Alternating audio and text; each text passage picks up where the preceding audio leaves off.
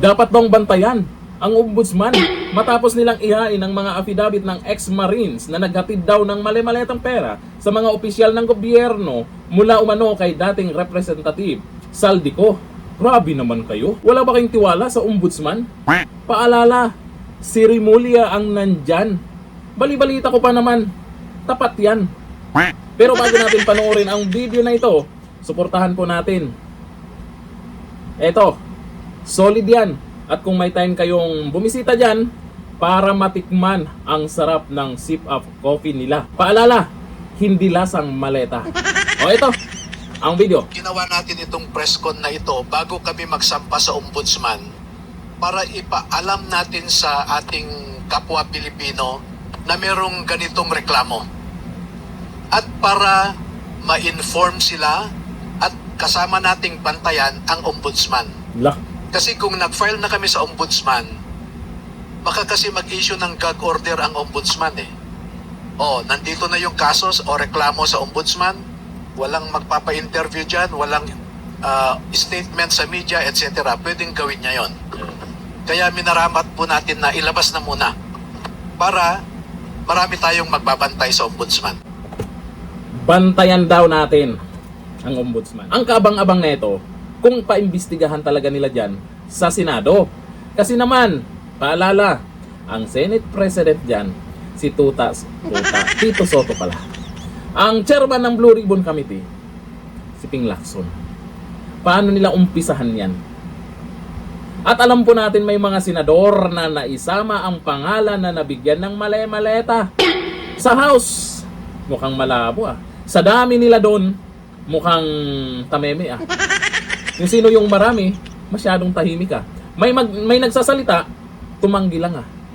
Dito sa Senado, abangan po natin yan kasi marami naman tayong kakampi dyan. Marami naman tayong mga senador na alam po natin na kakampi sa katotohanan. Ang tanong kasi dito, papaboran ba ng Senate President at Chairman ng Blue Ribbon Committee ang planong imbestigahan yan?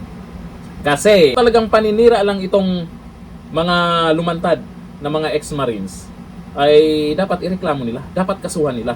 Yun nga lang, mukhang takot sila na gumalaw pagdating sa ganyang sinasabing dapat kasuhan, baka daw paninira lang.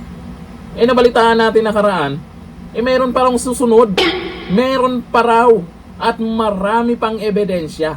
Yun ang kinakatakutan ng mga buhaya. Nako, mahirap yan. Yung mga nagda-diet, baka tuloy-tuloy yung pagda-diet nila.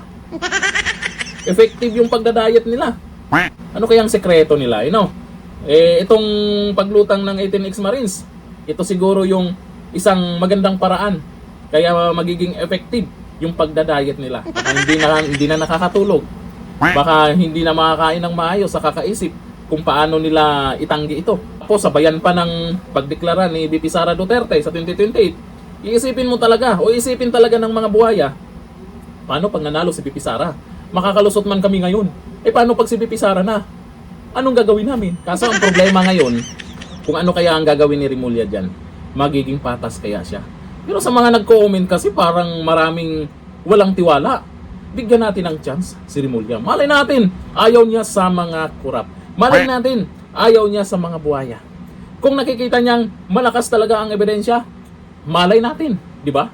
O dito sa mga nag-comment, ito kasi mga nag-comment na to, halos pare-parehas yung komento nila na walang tiwala sa ombudsman. Magtiwala tayo sa ombudsman, kayo naman. O ayon kay Solid ko, huwag kayo magtiwala sa ombudsman, alam nyo na sino yan.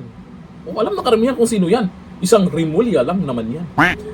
Sabi po ni Emma Rolrel, dapat talaga natin bantayan ang ombudsman. Naku, game na game sila na bantayan ang ombudsman ah. Mas maganda yan.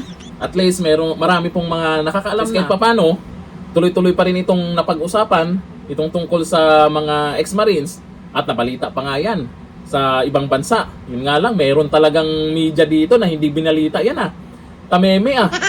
Pero, yung sinasabing merong nabigyan ng maletang pera, isang media operator, baka hindi naman sila kasama. Baka hindi nakarating sa kanila.